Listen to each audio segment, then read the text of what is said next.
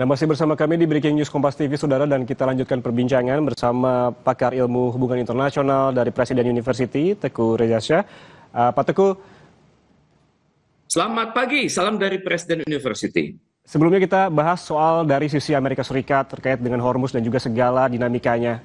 Apabila kita melihat dalam konteks perjanjian strategis 25 tahun di sisi Iran, yaitu antara Tiongkok dengan Iran, sejauh mana Tiongkok memiliki kekuatan tawar ataupun leverage untuk memastikan Teheran tidak menutup Selat Hormuz jika terjadi eskalasi konflik di Timur Tengah? Kalau kita melihat perjanjian tersebut ya, itu kan makro sifatnya. Karena suatu perjanjian bilateral itu tidak boleh terkesan itu akan ditujukan untuk menyerang negara lain. Biasanya perjanjian bilateral itu isinya adalah capacity building, isinya adalah perdamaian, isinya adalah kerjasama antar kependudukan. Tapi kalaupun kerjasama itu menyangkut security, mereka tidak akan menyangkut security, mereka akan menyebutnya kerjasama teknologi, alih teknologi, kemudian akan setia kepada hukum internasional, akan setia pada urusan aturan-aturan dalam International Atomic Energy Agency, akan setia juga pada aturan-aturan Non-Nuclear Proliferation Treaty, dan menghargai perjanjian-perjanjian internasional lain yang diikuti oleh kedua negara tersebut. Saya pikir Tiongkok sama sekali tidak punya masalah dengan Iran, tidak punya sekali masalah dengan Hormuz. Karena Hormuz itu baru bermasalah setelah Amerika Serikat dan Israel itu menyerang Iran tanggal 28 Februari silam. Dan Iran itu sangat murka karena pemimpin besarnya itu gugur, wafat, ataupun syahid. Pemimpin besar bagi Iran itu bukan hanya sekedar orang nomor satu Iran, tapi figur pemersatu bangsa, bapak bangsa, dan pemimpin spiritual dari mazhab Syiah Imamiyah di seluruh dunia. Jadi untuk itu wajar kalau Iran berkabung selama 40 hari, dan selama 40 hari berkabung itu dia tidak mau berurusan dengan Amerika Serikat. Dan untuk itu ya, Tiongkok cukup diam saja. Tiongkok cukup mengamati bahwa berjalannya perang ini. Tiongkok melihat bagaimana dengan teknologi sudah saya berikan kepada Iran dulu, apakah sudah di-upgrade sedemikian rupa, kemudian bagaimana perkembangannya. Ternyata kalau Tiongkok melihat bahwa peluru kendali Iran itu bisa menjatuhkan pesawat F-15, bisa menjatuhkan pesawat F-35, kemudian Tiongkok bisa menjatuhkan airborne warning and control system di titik-titik di Timur Tengah, ya Tiongkok cukup tersenyum bahwa ternyata teknologi yang dia kasih dulu itu manfaatnya berjangka panjang. Dan sekarang saya pikir Tiongkok merasa bahwa perjanjian itu sudah solid, perjanjian itu tetap harus dihormati, dan untuk itu Tiongkok tidak merasa harus mensupervisi Iran, karena bagi Tiongkok Iran adalah negara yang berdaulat, yang peradabannya sama dengan Tiongkok lebih dari 4.000 tahun, dan yang Tiongkok kehendaki sekarang adalah perang ini selesai. Karena kalau konflik ini selesai, maka suplai energi dari Hormuz ke Tiongkok tersebut bisa normal. Karena kita ketahui bersama-sama sebenarnya itu ada sekitar sampai 25 juta barrel itu yang keluar dari Selat Hormuz, dan dari jumlah segitu 30% larinya ke Tiongkok. Dan untuk itu kan Tiongkok juga harus melihat pesaing-pesaing saya di Asia Timur itu berapa persen mereka ambil dari teknologi dari energi tersebut. Misalnya Cina, Korea Selatan sekitar 13%, Jepang sekitar 12%, dan untuk itu Tiongkok sudah langsung bisa melakukan kalkulasi imajiner. Maka kalau begini caranya, gangguan itu jalan terus, maka pertumbuhan saya bisa terhalang untuk sekian tahun ke depan. Karena Tiongkok sudah hitung-hitungan sekarang. Dengan dikuasainya Venezuela, ladang-ladang minyak Venezuela oleh Amerika Serikat, itu berpotensi mengurangi laju Tiongkok maju sekitar 4-5 tahun. Kalau sekarang ditambah lagi dengan Iran, maka Tiongkok bisa mundur 10 tahun. Dan ini sangat bertentangan dengan ide-ide Xi Jinping dalam Kongres Partai Komunis Tiongkok bulan lalu. Dan untuk itu saya pikir ada masanya bagi Tiongkok untuk mengedepankan diplomasi, tapi Tiongkok juga bisa menggunakan pendekatan militer kalau perlu di Timur Tengah ini ataupun di belahan bumi yang lain. Oke, Pak Teguh, tadi Anda juga sempat menyebutkan bahwa Iran ini tengah berkabung selama 40 hari atas pemimpin ataupun meninggalnya pemimpin tertinggi. Kemudian ini menyebabkan Iran tidak mau berurusan dengan Amerika Serikat. Sementara itu ada rencana, yaitu negosiasi tahap kedua yang menurut rencana akan dilakukan pada akhir pekan ini. Menurut Anda, seberapa besar potensinya negosiasi antara Iran dan Amerika Serikat yang masih dimediasi oleh Pakistan akan terjadi di akhir pekan ini? Terima kasih. Saya perhatikan Iran sedang sangat percaya diri ya.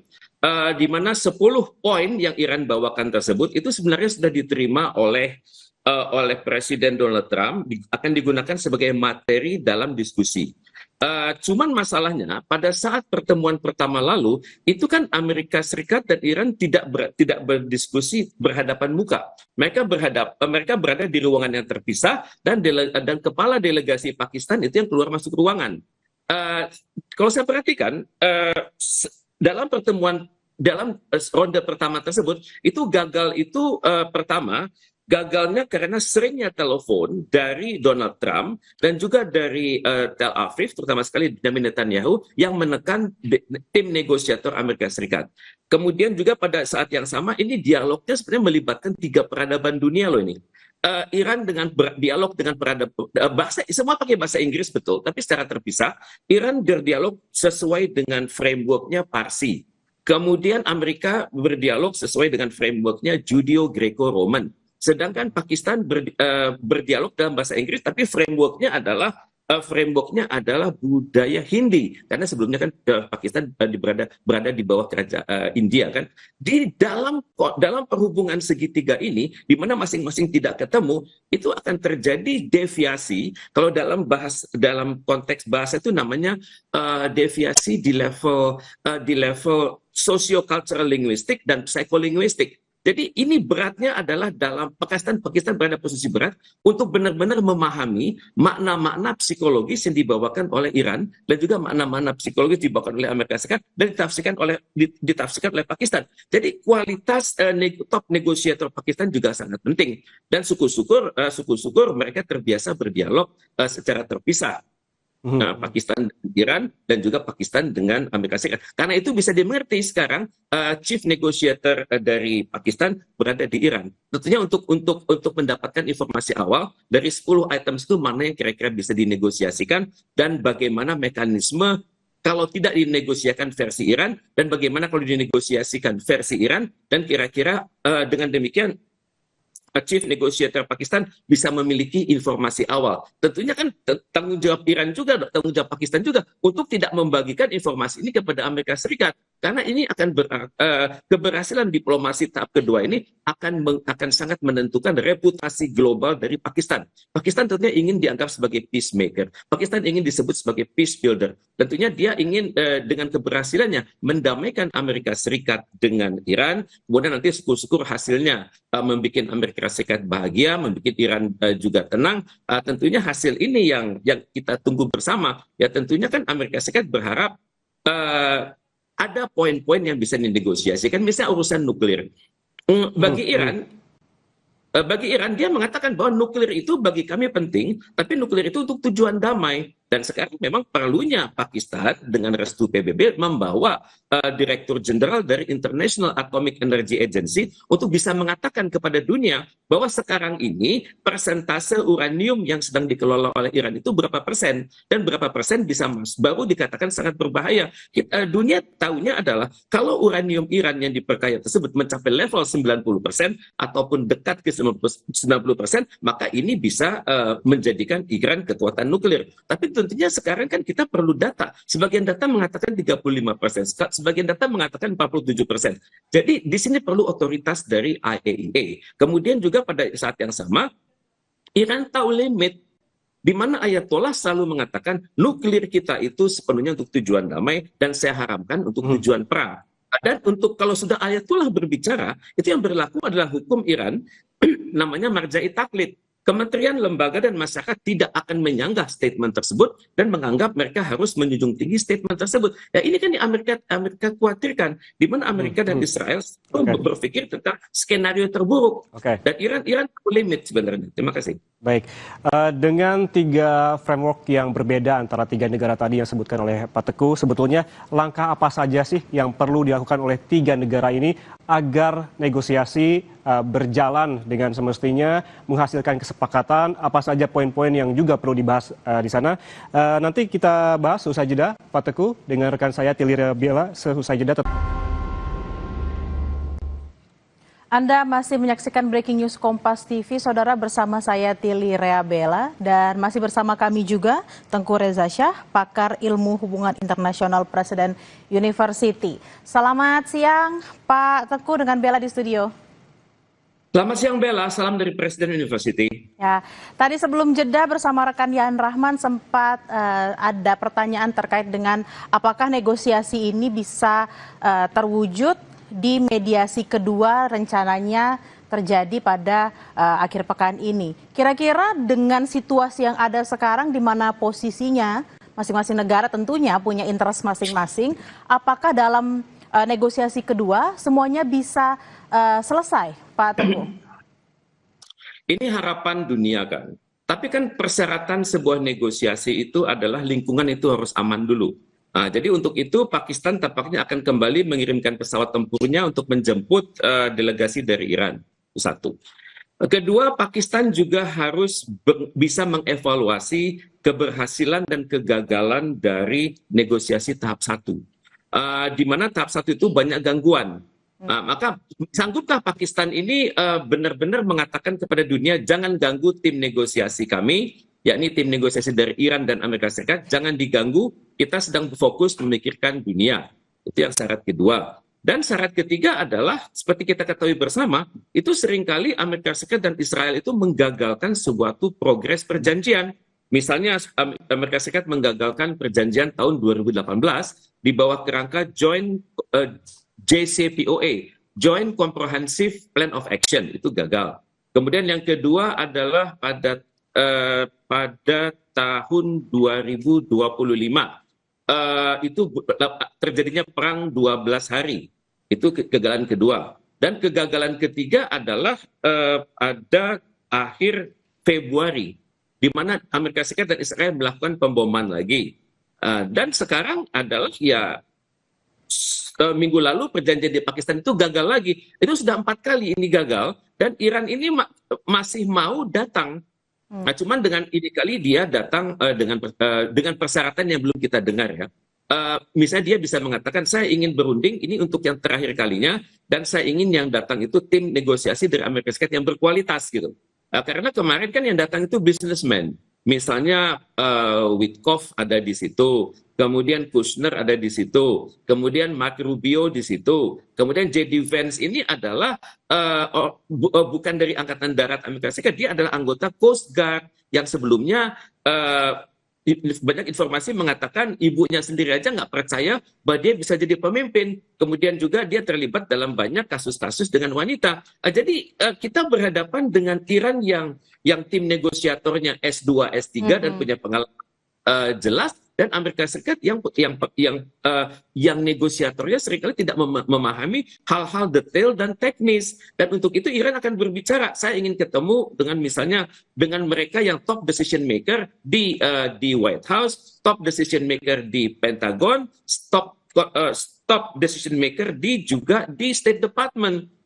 Nah, kalau ini baru agak seimbang begitu. Mereka bisa berbicara bagaimana suatu negosiasi itu berjalan pelan-pelan. Negosiasi itu mencari titik tengah, negosiasi itu mencari titik temu, negosiasi itu mencari win-win, bukan seperti yang Amerika Serikat lakukan selama ini, winner takes all, kemudian take it or leave it, kemudian mengancam lagi bahwa penyebab kegagalan ini adalah Anda. Enggak.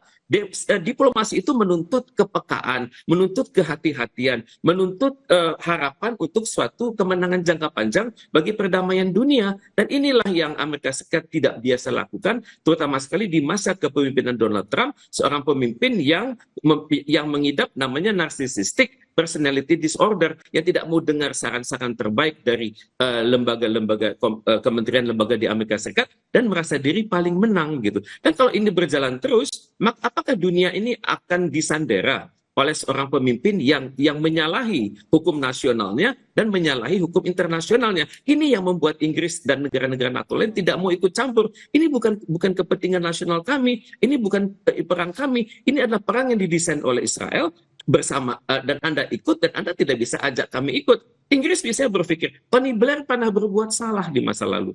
Tony Blair itu mengabaikan saran-saran dari kabinetnya dan juga dari oposisinya untuk tidak dengan mudahnya ikut dengan kerangka Amerika Serikat. Sekarang Tony Blair menyesal sekali, tidak terhitung prajurit Inggris yang wafat, tidak terhitung keluarga-keluarga yang kehilangan anaknya, kehilangan orang tuanya, dan itu kan dampaknya itu bukan hanya secara psikologis bagi Inggris, tapi dampaknya juga secara keuangan dan juga secara peradaban. Inggris dianggap pernah memiliki pemerintahan yang tidak mampu berpikir rasional. Inggris dianggap memiliki pemerintahan yang tunduk pada kepentingan Amerika Serikat. Dan sekaranglah saatnya Inggris untuk menyatakan, saya tidak mau anak-anak saya itu menjadi korban secara tidak perlu. Itu Inggris sudah tegas katakan. Walaupun Donald Trump itu merayu, Anda nih kok tidak seperti Winston Churchill dulu yang selalu duet dengan kami. Kemudian juga kami kan mendukung Anda dalam berbagai perang besar. Ya, tapi Inggris mengatakan sekaranglah saatnya untuk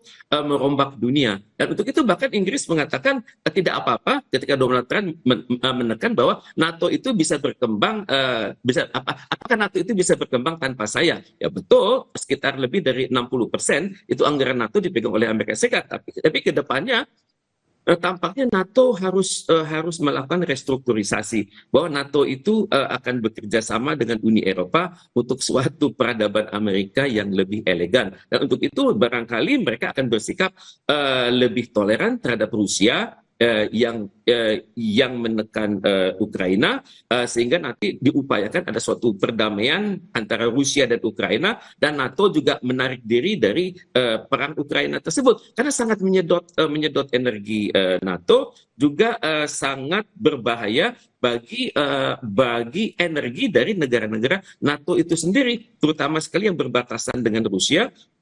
Kalau bulan November, Desember itu adalah saat-saat kritis bagi mereka, begitu, di mana energi bisa dibuka tutup oleh Rusia dan otomatis biaya hidup di negara-negara NATO itu semakin mahal. Jadi sekarang saatnya NATO itu sedang berpikir ulang, NATO ini mau dibawa kemana, begitu? Apakah sebagai kakinya Amerika Serikat, atau NATO menjadi kekuatan mandiri yang berkinerja bersama Uni Eropa untuk membangun satu peradaban Eropa yang lebih anggun. Jadi tentunya yang berpikir sekarang bukan hanya ahli perang, tapi juga filosof-filosof dari Eropa. Dan saya pikir filosof-filosof Eropa itu sudah teruji.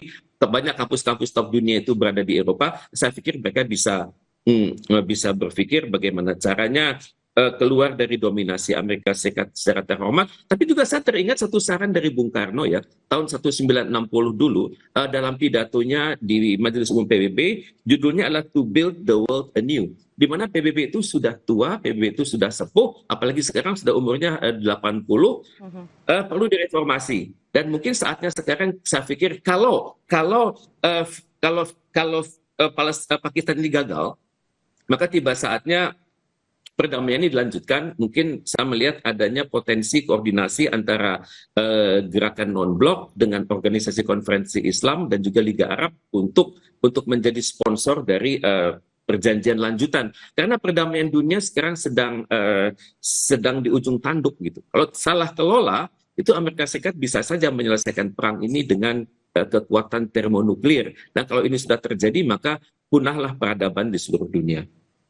Ini memang kalau yang perlu kita garis bawahi adalah Irannya mungkin masih ingin mencapai satu kesepakatan yang menguntungkan bagi semuanya, terutama warga negara dunia. Tapi kan yang jadi permasalahan ini yang dua ini, Israel dan Amerika, di mana tadi juga sudah ada kalimat dari Pak Teguh bahwa mereka NPD, pokoknya semua harus berdasarkan interest dari Amerika, bagaimanapun caranya winners takes all. Nah, apakah memang pada akhirnya nantinya ketika tidak tercapai sebuah kesepakatan atas negosiasi, Iran sendiri akan menjadi tonggak baru, menjadi semacam mercusuar baru, bagaimana negara-negara lain tidak bisa percaya dengan dua negara ini, seperti negara-negara Eropa dan juga yang tergabung dalam NATO? Kalau saya merujuk kepada cara berpikir Iran, pemerintahnya dan masyarakatnya, itu mereka sudah punya jawaban sebenarnya. Jadi mereka bahkan sudah kasih nama pada Amerika Serikat itu sebagai setan besar atau Syaitanul Akbar, dan dan Israel sebagai setan kecil. Kelakuan setan besar dan setan kecil itu bagi Iran adalah sama. Kalau berbicara pasti bohong, kalau terlibat dalam negosiasi itu pasti ingkar, dan kalau sudah menapaki perjanjian bersama, mereka akan menggunting dalam lipatan. Iran sudah tahu bottom line-nya. Karena itu Iran berpikir justru pihak Amerika Serikat lah yang akan mempersulit perundingan ini.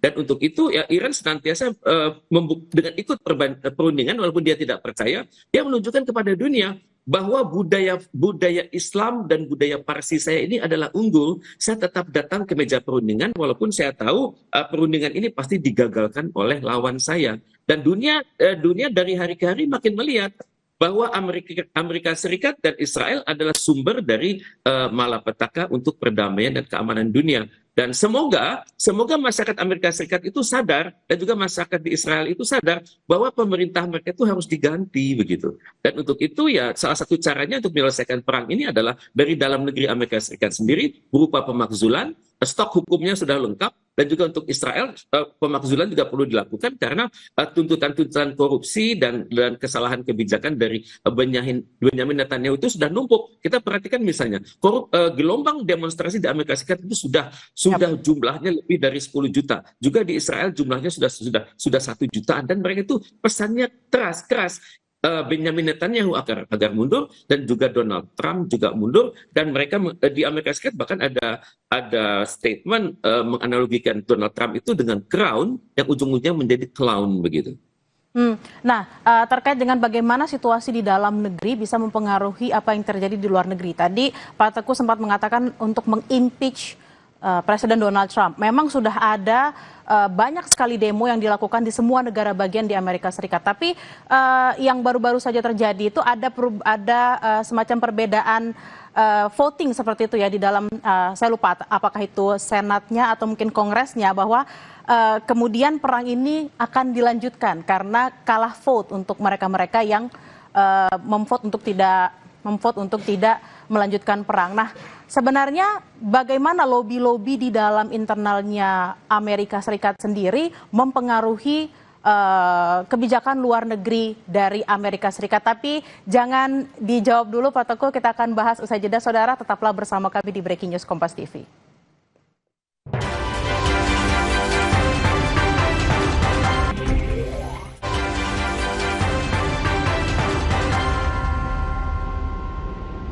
Saya masih akan melanjutkan perbincangan dengan Tengku Reza Shah, pakar ilmu hubungan internasional Presiden University. Pak Tengku, tadi sebelum jeda kita sempat membahas bagaimana kondisi di dalam negeri Amerika Serikat sendiri berpengaruh terhadap kebijakan luar negerinya. Karena kita tahu tadi House of Representative itu ada perbedaan suara, hanya satu suara, 413 melawan 414 untuk tetap melanjutkan perang. Nanti akhir tahun juga ada pemilu sela. Nah, bagaimana situasi ini kemudian berpengaruh kepada kebijakan luar negeri Amerika Serikat kaitannya dengan perang Iran ini? Dia mengatakan foreign policy begins at home ya. Tapi kalau home-nya sedang goyang begini, akibatnya foreign policy-nya itu akan goyang juga. Kalau kita merunut pada sistem pemerintahan Amerika Serikat, maka pemakzulan di Amerika Serikat itu adalah proses konstitusional 2 tahap ya, untuk mendakwa dan mencopot pejabat federal, entah itu presiden, wakil presiden, ataupun menteri-menteri, karena tuduhannya harus jelas, adanya pengkhianatan, adanya penyuapan, adanya kejahatan berat yang lain ya. Kemudian itu DPR itu mendakwa dengan suara mayoritas. Kemudian sementara Senat menggelar persidangan dan membutuhkan 2/3 suara untuk mencopot jabatan. Di sinilah masalahnya begitu. Ada suatu proses hukum yang mungkin bisa berjalan baik, tapi kalau nanti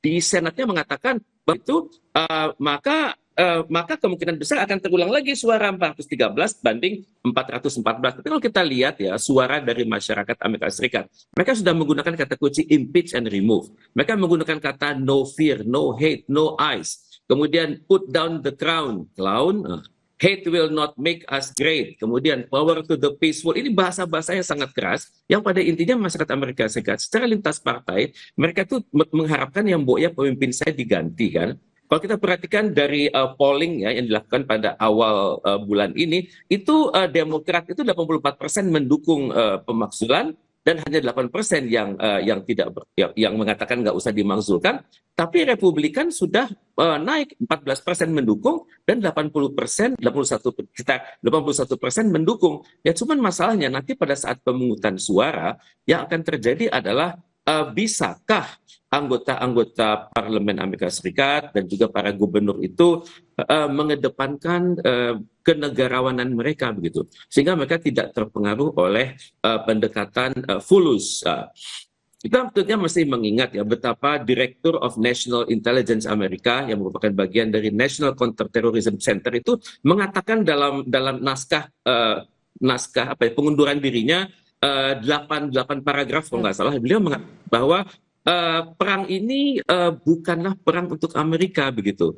Dikatakan bahwa Iran itu dalam paragrafnya, Iran itu bukan merupakan ancaman bagi Amerika, dan itu dan perang itu dilakukan oleh Presiden Amerika karena tekanan Israel begitu ya. Jadi dari situlah saya melihat di kalangan elit Amerika Serikat sudah terbangun suatu pengetahuan bahwa ini bukan perang mereka, tapi ditekan oleh Donald Trump yang ditekan oleh Israel. Tapi apakah idealisme ini akan berujung kepada pemakzulannya?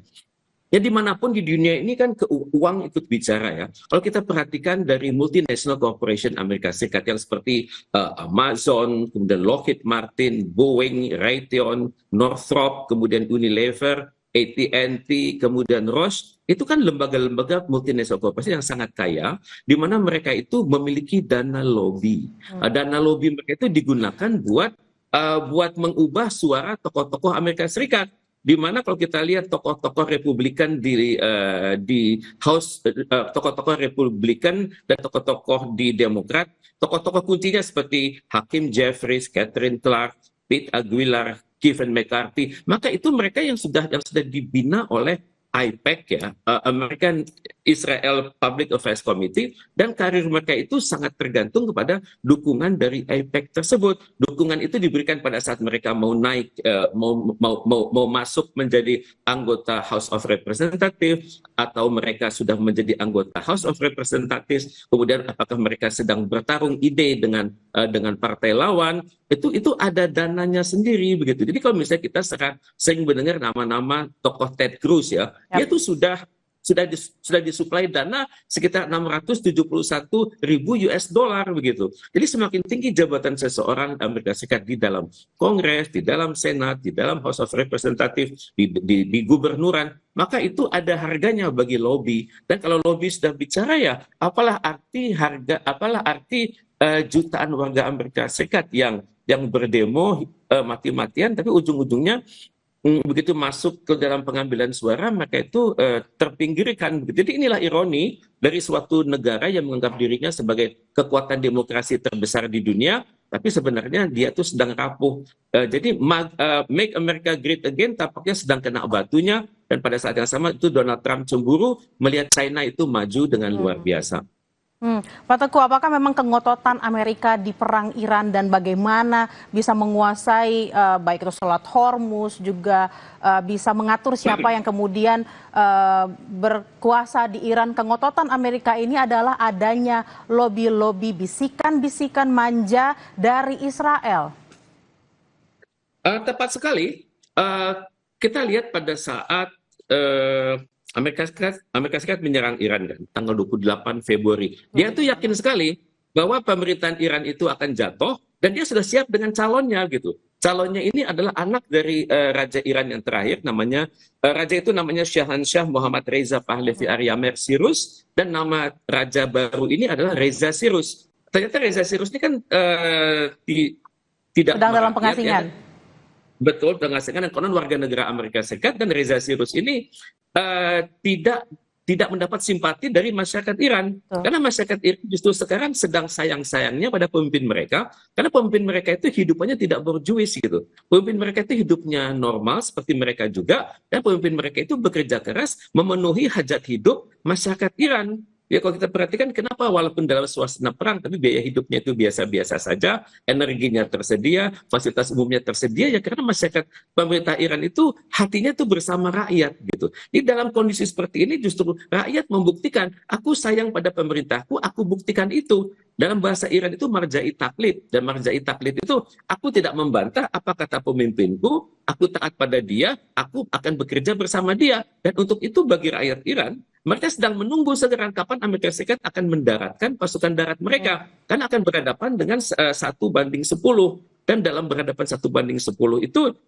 dunia akan melihat hal-hal yang tidak rasional, tapi dapat dijelaskan secara spiritual. Masyarakat Iran itu berpikir hidup kita semua ini makhluk bernyawa pasti mati, tapi kami ingin mati secara syahid. Dan dalam syahid itu mereka tidak mustahil akan menggunakan segala daya upaya buat menangkap tentara Amerika dan juga untuk menang di pertempuran. Dan ini kan data yang belum dibuka oleh Iran, berapa prajurit Amerika Serikat yang tertahan, yang tertawan, dan berapa dari mereka yang sudah mati. Dan bagi Amerika Serikat, kalau data ini terbuka, itu akan membuat para ibu-ibu, nenek-nenek itu menangis. Nah, kalau mereka sudah menangis, mereka akan merebut simpati masyarakat dan mempercepat terjadinya pemakzulan atas Donald Trump. Nah, kalau sudah jutaan masyarakat Amerika Serikat berdemo lebih luas lagi, saya pikir Partai Republik dan Partai Demokrat, juga Partai Independen akan sadar kalau mereka melawan aspirasi masyarakat, maka mereka akan gulung tikar. Mereka belum tidak berani untuk begitu.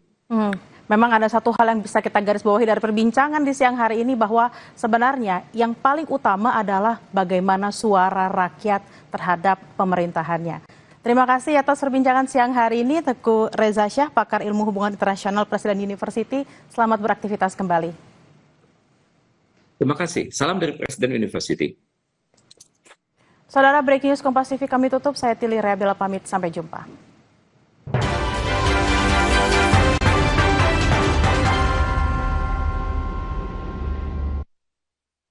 Di Panasya Pertanian